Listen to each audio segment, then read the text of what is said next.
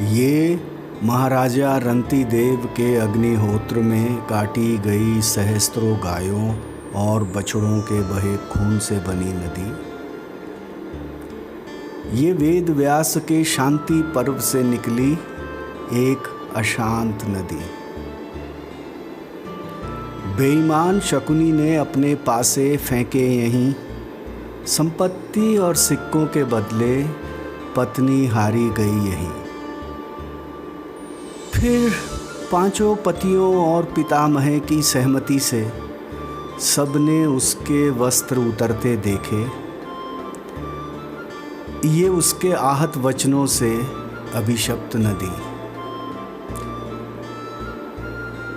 चंबल के तट तीर्थ नहीं, प्राचीन सभ्यताओं का कोई नगर, न मेले पर्व तीज त्योहार, न पूजन हवन न मंत्रोच्चार।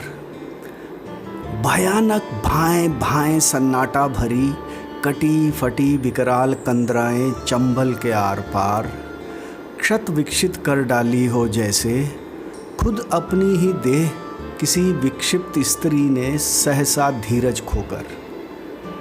टेंटी करील झरबेरी और बबूलों के जंगल में उड़ती हू करती रेत और सदियों का हाहाकार। चंबल के तट तीर्थ नहीं है, उसके बारे में प्रसिद्ध है। दरस करे तो रागी होए, परस करे तो बागी होए। करे आचमन मूड सिराए, चंबल तो बड़ भागी होए।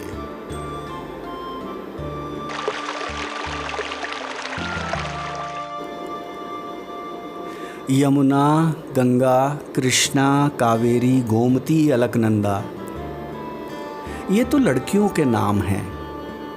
चंबल नहीं है किसी लड़की का नाम। जबकि चंबल वो अकेली और अभागी नदी है जो पुराणों में वर्णित अपने स्वरूप को आज तक कर रही है सार्थक। चंबल में पानी नहीं, खून बहता है। चंबल में मछलियाँ नहीं, लाशें तैरती हैं। चंबल प्रतिशोध की नदी है। और वो कौन सी लड़की है जो प्रतिशोध और खून से भरी नहीं है और जिसमें लाशें नहीं तैरती? फिर भी शारदा, शिप्रा, कालिंदी तो लड़कियों के नाम हैं। चंबल नहीं है किसी लड़की का नाम।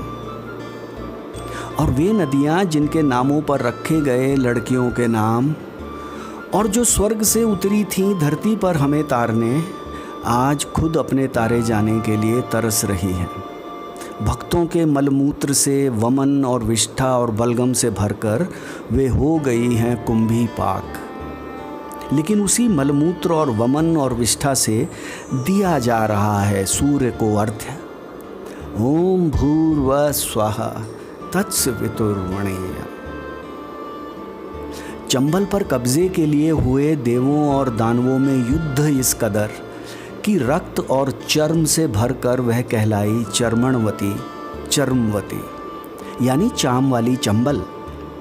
आज जबकि बाजार आमदा है हर माता को चर्मवती बना देने के लिए, और कुछ अभागिनों को तो बना ही दिया जाता है चर्मवती। फिर भी कल्याणी, सिंधु और जाह्नवी, भागीरथी, सोनरेखा, नर्मदा, सरयू, मंदाकिनी तो लड़कियों के नाम हैं। चंबल नहीं है किसी लड़की का नाम। देखो कितनी सारी नदियों के नाम ही नहीं आए। उन करोड़ों करोड़ नदियों के नाम जो सुखा दी गई स्रोत पर ही रह गई अनाम। याद करो वह नदी जो इतिहास में तो है, भूगोल में नहीं। वो विद्या और बुद्धि की नदी सरस्वती, जो शायद शर्म से ही धरती में समा गई, वो गोया अब अपनी कब्र में ही बहती है। चंबल की बेटियों के नाम हुए फुल्लन देवी, कुसुमा नायन, गुल्लो बेडिन। फूल, कुसुम और गुल। लेकिन फूलों के नाम वाली ये बेटियां फूल नहीं थी।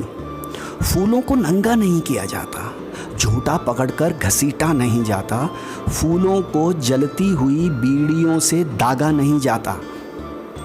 कोमल अंगों में मिर्ची भरकर कबूलवाया नहीं जाता कि वे डायने हैं। शिशुओं के नर्म कलेजे चाट चाट कर खाती हैं। वे ही लाती हैं बाढ़, महामारी, अकाल, दुर्भाग्य, मुकद्दमे वे ही हरवाती हैं।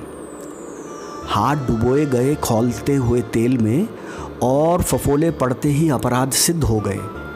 गिद्ध हो गए पंच परमेश्वर और सभी जन कांकर, पाथर, चिरई, कुकुर, भेड़ हो गए, घास हो गए, पेड़ हो गए। फूलों के मुंह से निकली कुछ बुदबुद पर चिल्लाया ओझा, लो सुन लो, इसने स्वयं कबूला अपना डायन होना। अब ये मेरे हाथों मुक्ति चाहती है। 14 की या 15 की गुल्लो बेड़िन ने जब देखा पूरी पंचायत हत्यारी है और अगली उसकी बारी है तो जान बचाकर भागी। कुछ कहते हैं गुल्लो नागिन थी, कुछ कहते हैं बस नाचने वाली बैरागिन थी। कैसी दागी कैसी बागी, कहते हैं डाकू लखन ने पीछे से और पुलिस ने उसके सीने पर गोली दागी। उस पर ना कोई लेख, ना ही अभिलेखों में उल्लेख। पुलिस का कहना है किंवदंती है आज भी, किंतु गोहद बेसली नदी वाली राहों से राही बचते हैं। कहते हैं सारी रात वहाँ गुल्लू के घुंघरू बजते हैं। धूप में पजर कर जब फूलों के तलवों में पड़ गई बिवाइयाँ, ओंठों पर पपड़ियाँ, चेहरों पर झाइयाँ, बाल जटा जूट, सूजी हुई पलकें, सूजे हुए पाँव, नींद से भरी आंखें लाल और झुलसी हुई खाल, इस तरह जब उनकी सारी कोमलता को कर दिया नष्ट और रूह को कुरूप, तब कहा ये हैं दस्यु सुंदरियां। कुत्तों और सियारों के रोने की आवाज़ों में उनके रोने की आवाज़, तेज आंधियों में चट्टानों से टकरा बहते पानी में उनके होने की आवाज़। पछुआ चले तो पश्चिम से आती है उनके रोने की आवाज़ और पूर्वा चले तो पूरब से आती है उनके रोने की आवाज़। और जब किसी दिशा में नहीं चलती हवाएं, होती है साएं साएं, तब लोग समझ लेते हैं ये उनकी बेहोशी की आवाज़। गर्दन तक चलती हुई छुरी की खिस खिस शामिल होती कीर्तन के ढोल धमाकों में। कहते हैं एक दिन उन फूलों ने अपनी पन्हियों में भरकर पेशाब पिलाई अपने बलात्कारियों को और पेड़ों से बांधकर उनके प्रजनन अंगों के चीथड़े उड़ा दिए। फूल कैसे हुए पत्थर और पत्थर कैसे हुए रेत, ये फूलों के रेत हो जाने की कथा है। ये फूलों के खेत हो जाने की कथा है। ये फूलों के प्रेत हो जाने की कथा है।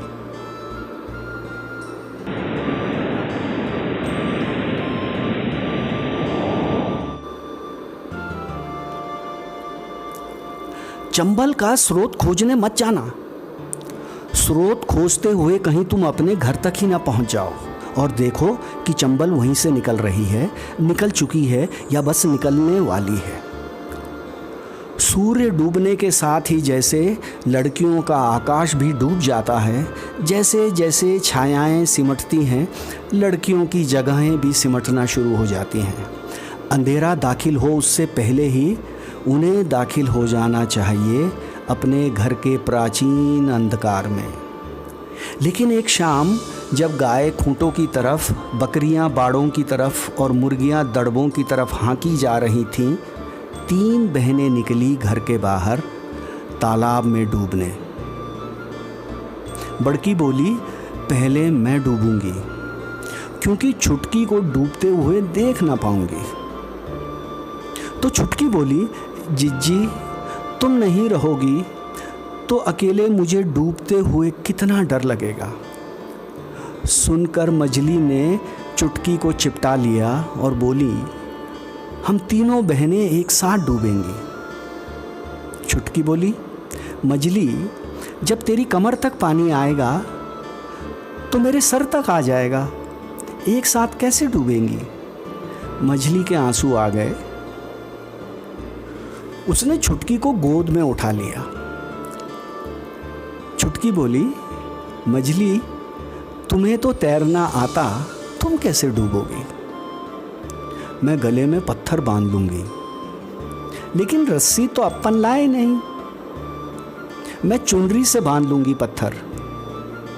लेकिन चुनरी हट जाएगी तो तुम्हें शर्म नहीं आएगी? नहीं, मजली ने कहा, लाशों को कोई शर्म नहीं आती।